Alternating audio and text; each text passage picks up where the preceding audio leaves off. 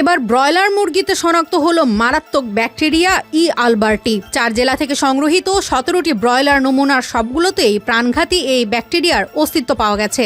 বাংলাদেশ কৃষি বিশ্ববিদ্যালয়ের অধ্যাপক ডক্টর জায়েদুল হাসানের গবেষণায় মিলেছে এই ভয়াবহ তথ্য। কেবল জীবিত মুরগিই নয়, ময়মনসিংহ অঞ্চলের বেশ কিছু দোকান থেকে সংগৃহীত মাংসেও একই ধরনের ব্যাকটেরিয়া শনাক্ত হয়।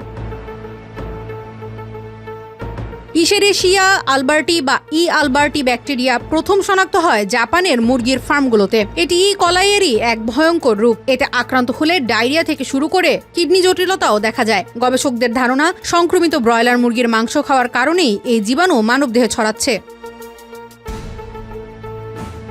গবেষণা বলছে, দোকানে মুরগি প্রসেসিং এর সময় স্বাস্থ্যবিধির মারাত্মক অবহেলাই এই প্রাণঘাতী ব্যাকটেরিয়া ছড়িয়ে পড়ার প্রধান কারণ। শুধু মাংস নয়, মুরগির বিষ্ঠা, কাটার ছুরি, দোকান কর্মীর হাত, এমনকি ব্যবহৃত সরঞ্জামেও মিলেছে এই জেনেটিক জীবাণু, যা সহজেই প্রাণী থেকে মানবদেহে ছড়িয়ে পড়তে পারে।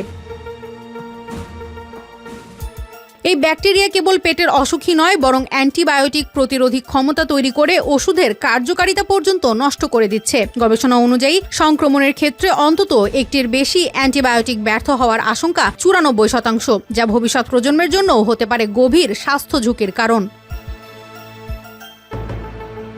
বিশেষজ্ঞরা বলছেন, ব্রয়লার মাংসে সাধারণত বিপজ্জনক মাত্রায় ক্ষতিকর উপাদান না থাকলেও এই নতুন সংক্রমণ থেকে বাঁচতে সচেতনতার প্রয়োজন। রান্নার আগে ভালোভাবে ধোয়া এবং পর্যাপ্ত সময় ধরে সেদ্ধ করলেই কমবে ই আলবার্টির ঝুঁকি।